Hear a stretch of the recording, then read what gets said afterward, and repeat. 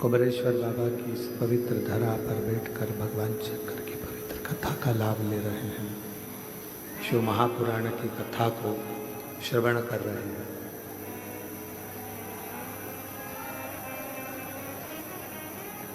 शिव की अविरल भक्ति,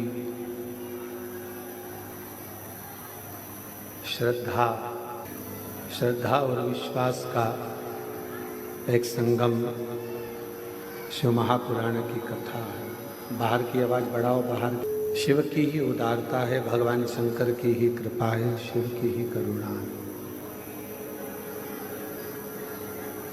जो ये पवित्र पावन शिव महापुराण की कथा, डीले कम कर दो, क्लियर कर दो और थोड़ा सही करो उसको।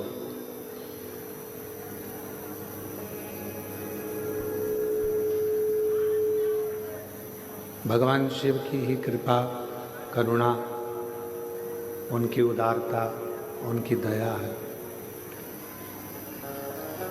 जो ये पवित्र पावन शिव महापुराण की कथा आप और हम सब शिव गुरु शिव महापुराण की कथा को श्रवण करने के लिए बैठे।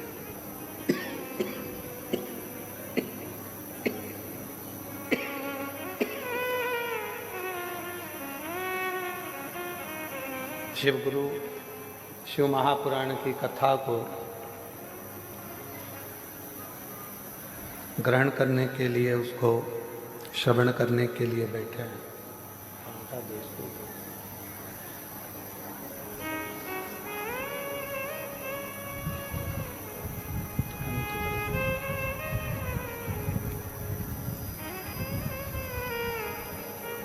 एक अंश मात्र भी शिव महापुराण की कथा यदि हमारी चित्त में, वृत्ति में, मन में बैठती है तो स्वयं तुमरुका जी चंचूला देवी से कहते हैं कि इस कथा का जो तत्व है, इस कथा का जो रस तत्व है, वह हमारे जीवन को सार्थक कर देता है।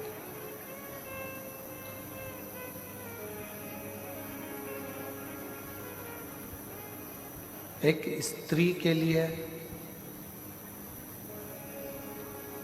एक नारी के लिए, एक स्त्री के लिए उसका सबसे बड़ा गुरु उसका पति होता है।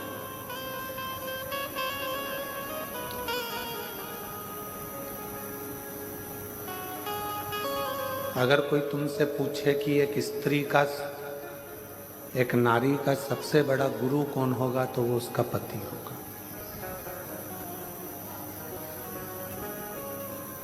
क्यों? क्योंकि वो उसकी रक्षा भी करता है, समय समय पर उसको उपदेश भी देता है, समय समय पर समझाने का कार्य भी करता है।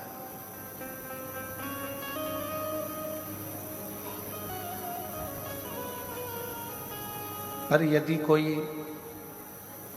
गलत व्यसन में डूबा हुआ है, गलत तरीके से व्यवहार कर रहा है, गलत मदिरा का पान कर रहा है, गलत विचारों को रख रहा है, गलत सोच को रख रहा है, गलत विचारों को अपने भीतर रख रहा है, तो फिर वो श्रेष्ठता नहीं है। फिर वो केवल एक पति हो सकता है, फिर वो गुरु नहीं।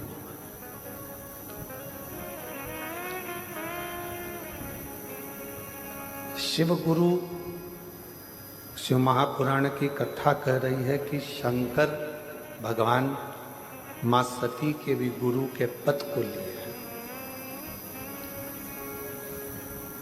शिव जी ने मां पार्वती जी के भी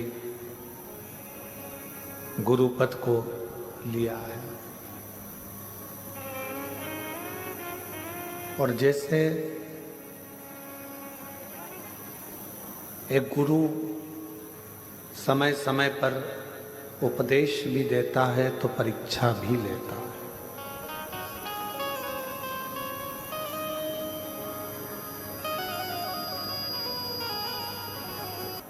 आसन लेने में लगी है, गुरुजी का अनुशासन लेने में नहीं लगी।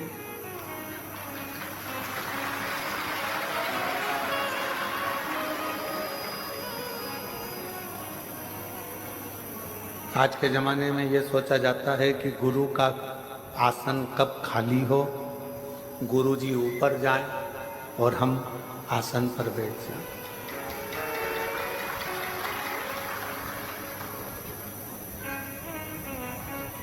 आसन से प्रीति नहीं, अनुशासन से प्रीत होना चाहिए। यदि गुरुजी के बतलाए हुए अनुशासन पर आप चल रहे हो, गुरुजी ने कह दिया कि ऐसा मत करो, मत करो। गुरुजी ने बोल दिया ऐसा करो, करो।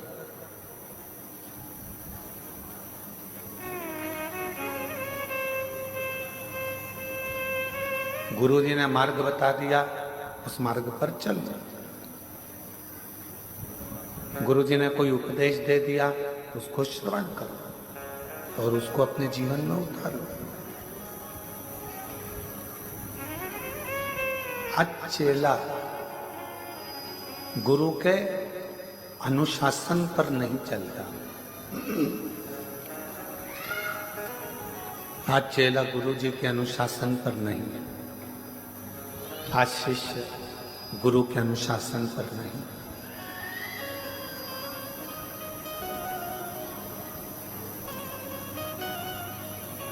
आसन जब गुरु चला जाएगा, गुरु जब देह तो त्याग देगा, देह का त्याग कर देगा, तो आसन तो किसी को भी मिल जाएगा। सिंहासन तो किसी को भी, ये चल रहे हैं, सिंहासन तो किसी को भी मिल जाएगा। और चोंगे जैसी आवाज आ रही है, थोड़ा सेट तो करो उसको।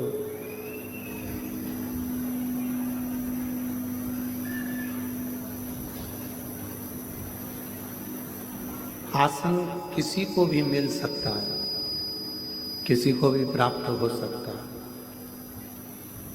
पर गुरु के बतलाए हुए अनुशासन पर, बेस कम करो, गुरु के बतलाए हुए अनुशासन पर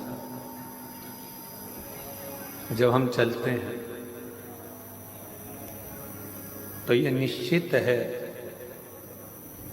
केवल गुरु का आसन ही नहीं, कहीं ना कहीं भगवान सद्गुरु की कृपा हो जाती है और ऐसा सिंहासन मिल जाता है कि फिर आसन की कोई कामना ही नहीं।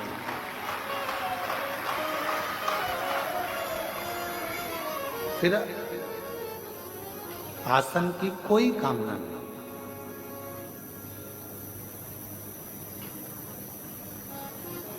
और फिर निवेदन करेंगे, शिव महापुराण की कथा कहती है कि पार्वती जी को भगवान शंकर ने एक गुरु बनकर अमरनाथ की गुफा में बैठकर ज्ञान उपदेश दिया। मां सती को शिवजी ने जब कुंभज बाबा के यहाँ से कथा श्रवण कर आ रहे थे, तो कथा सुनकर आते समय बीच में रुककर ज्ञान उपदेश दिया है। एक श्रेष्ठ पति का सबसे बड़ा लक्षण ही ये है कि उसको कभी ना कभी एक समय ऐसा लेना चाहिए जिसमें वो अपना गुरु पद निभा सके।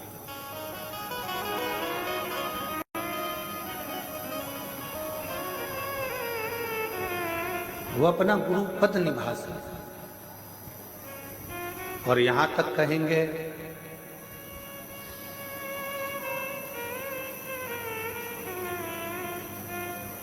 यदि मृत्यु लोक में एक नारी का शरीर मिला है, स्त्री का शरीर मिला है, पीछे के चोंगे होन खोलो भाई, पीछे के, अगर नारी का शरीर मिला है, स्त्री का शरीर मिला है, तो इतना जरूर कहेंगे कि नारी के शरीर में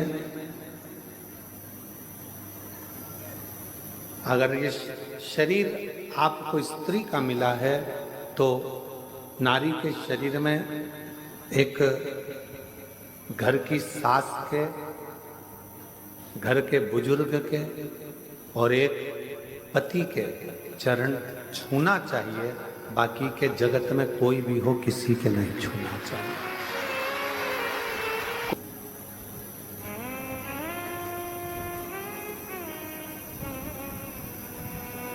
कोई सतगुरु होगा, संत होगा, साल में एक बार कभी गुरु पूर्णिमा महोत्सव आ गया, गुरु पूर्णिमा का उत्सव आ गया, तो चरण भले छूने दे, चरण को स्पर्श करने दे, पर बाकी के समय स्त्री से चरण नहीं छुआ।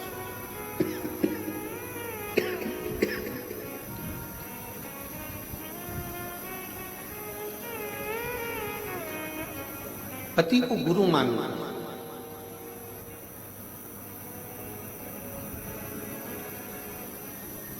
आप उसके चरण का स्पर्श करें। शिव गुरु शिव महापुराण की कथा कहती है, हमने पहले भी कथा में कहा, आज फिर कहते हैं, अगर घर में बुजुर्ग माता पिता बीमार पड़े हैं, घर के अंदर कोई बुजुर्ग बीमार पड़ा हुआ है, कोई रोगीला पड़ा हुआ है, किसी को तकलीफ है, कष्ट है, तो शिव जी को एक लोटा पानी ना चढ़ाकर उस बुजुर्ग को एक लोटा जल पिलाने का प्रयास करना, उसको अच्छा करने का प्रयास।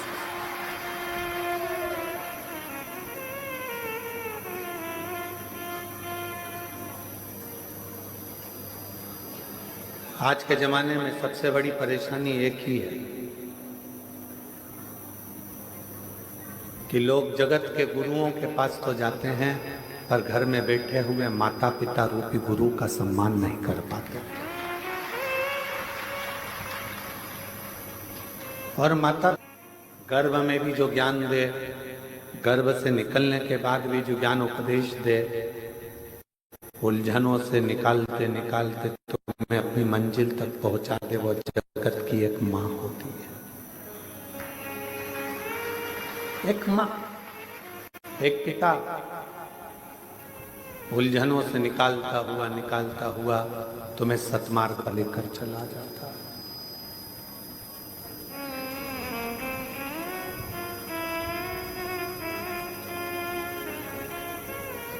कई लोग कहते हैं कि बताओ, उनकी बहू ने हमारे पाँव नहीं छुए, उनकी बहू ने हमारे पाँव नहीं पड़े, चरण प्रणाम नहीं करा।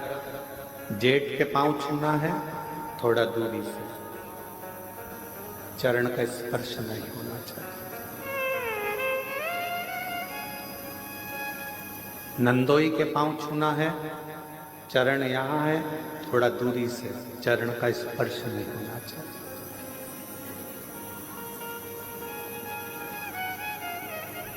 इस कार्य में मैं राजपूतानाओं को, राजपूतों की घर की बहुओं को बहुत बहुत साधुवाद देना चाहूंगा इस कार्य को।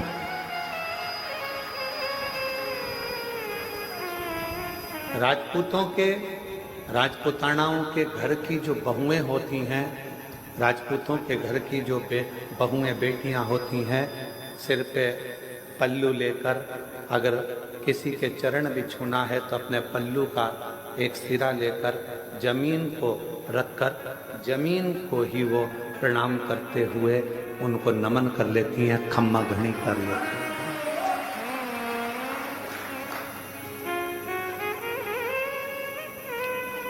उन्होंने जमीन को हाथ लगाया, खम्मा घनी करा, प्रणाम करा, नमन करा।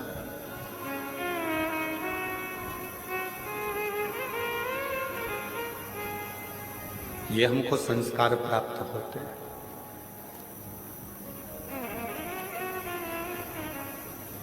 कितना भी विद्वान कोई पुरुष क्यों ना हो, कोई संत, साधु, सन्यासी, तपस्वी, साधक, उपासक, कितना भी विद्वान क्यों ना हो, उसको भी प्रणाम करना है तो थोड़ा दूरी से चरण का स्पर्श नहीं होना चाहिए।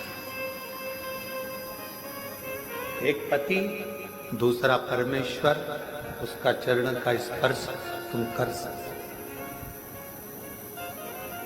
चरणों को छुओ, पर किसके?